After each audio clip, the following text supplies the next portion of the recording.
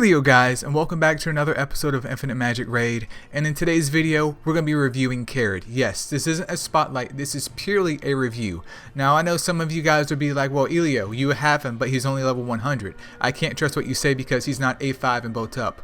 Well, I can do that, but how long is that going to take? Probably a very long time, so I'm still trying to provide you guys with some insight into these characters, but take this review as speculation at best. It's nothing set in stone. You are free to form your own opinions from here, but also for my own sake of researching the characters more in-depthly, especially in terms of the tier list here, I do need to take kind of like a hard look at them, so I will try and provide my best in terms of like resources or information of how to build this unit up here. And the thing here too is that you may have just pulled him and you may be wondering, well Elio, is he worth the A5? Well, hopefully we can find that out here. But anyways, he's pulled up here and we're going to check out his stats. I'll kind of give you guys my recommendation for his equipment, his emblem, and his aura, and then my thoughts on his exclusive, and then I'll probably just end the video with just my whole thoughts on him in general, because I think that is important if you're trying to gather some, ground in terms of Infinite Magicraid and where you could possibly use him at if you want to here. So going through his skills very quickly. Basic attack, this is an AoE move, decent damage up there, can't be too high because, well, it's an AoE move. Alright, moving on to his second skill here, it's called Phantom Slash. He removes all buffs from the target and inflicts resistance buff on them, which is basically saying, okay, it's harder for them to get a buff back on them, which is great, especially in a PvP situation. He also inflicts Horrify on to them, which is kind of his main selling point because Horrify can kind of amplify his damage a little bit, and then he also deals X% of attack damage. Now that percent isn't super high, but I think it's trying to factor in the Horrify too. I think this is good, but it's only a single target move, so while Horrify seems to be guaranteed via the text here, that means his passive is only beneficial from one single target. That makes me kind of think, how am I supposed to like maintain high damage output on this character if we're 2 moves in and so far only one of his moves has Horrify, which is directly related to his passive over here. Just something to think about. Moving on to his other skill though, which is his passive called King of Fear. What it's saying is that Karid's direct damage is increased if he has Horrify status up there. That's great if Horrify is on the target or targets, but if it's not, this passive is useless. So to me, it already sounds like he's going to need at least one more unit to be paired up with in order to get a big effect from the Horrify, or to make it stable enough for him to be outputting enough damage to make his passive even worth building. And then coming over here to his ultimate, Haunting Fear, deals X amount of damage to all enemies with a 50% chance to inflict Horrify. Fully booked up, this goes up to 75% chance.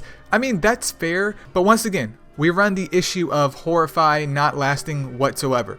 I mean, it lasts for 1 turn, and he gets a decent damage boost, but I don't think it's enough to maintain high damage outputs from Karid, just because it only lasts for 1 turn unless you have a second unit to be paired up with him. But this is just one man's thoughts. But also, let's take a look at his exclusive to see if that kind of fixes that issue. So Phantom Slash increases the duration of resistance buff and Horrify to 2 turns. That is better. Level 2 inflicts 1 layer of shadow on the target when Karid successively inflicts Horrify. Shadow does raise his piercing rate, which could add some additional damage, but I don't think that's enough. And then at level 3, it looks like Haunting Fear inflicts Horrify on all enemies for 1 turn when it inflicts a kill.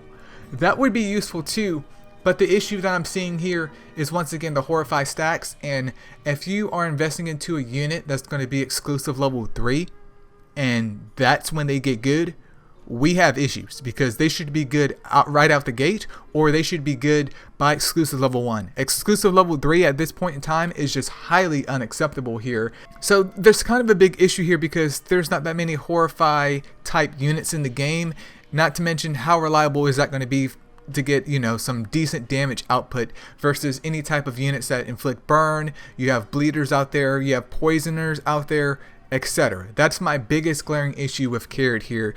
But what I'm also going to do is throw up his emblems of how I personally would build him if I was going to build him, just in case you guys are, in the market of building him, and hopefully that helps you guys.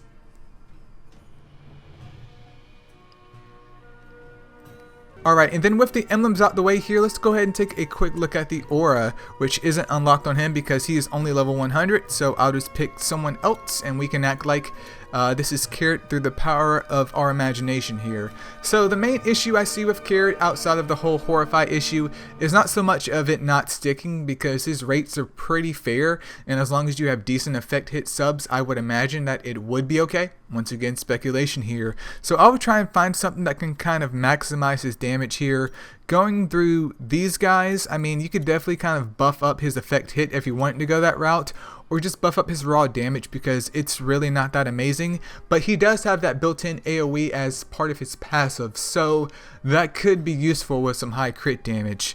Let's see what else in terms of the ores, if we can find something spicy. There's Fearless, which isn't good for him whatsoever. Fatal Tardiness isn't good whatsoever either. And then maybe Frenzy Bloodlust could work because he has 2 AoE moves and will kind of help him not only, do damage to the enemy, but also give him some leech if you wanted to go that route. But that's really up to you guys. Of course, I think something like Victory Rush would be perfect for him though, just because he has moves that does damage. I mean, that's pretty much it. Horrify kind of amplifies that damage to his passive, but his main selling point is still just to do raw damage. And one last thing before we go in terms of the equipment too, once again, I feel like Karid would probably benefit from more of a standard DPS type build where you want to focus on maybe high attack output on him and also crit rate and crit damage, because Horrify is there, and if Horrify sticks on an enemy, he gets more damage out of it. But even if Horrify doesn't stick on an enemy, you want him to hit essentially like a butt cheek on a stick here. So if you're just beginning the game and you're trying to build him, something like the standard attack set would work or suffice for that time being. Also, if you want to mix in like this crit set, that's okay because you just began the game.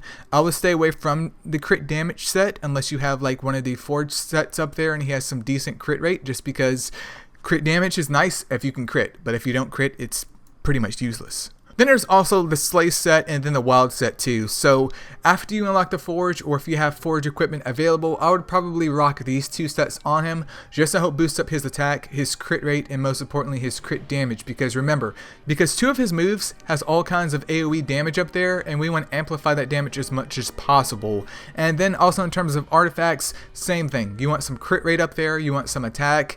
Speed is necessary depending on your application of where you're using him at, but if his speed is somehow okay, then I could see something like crit rate attack, or maybe crit rate attack crit damage. If you need some more effect hit for whatever reason, then you could also maybe do crit rate attack effect hit. But that is my thoughts over here on Karid.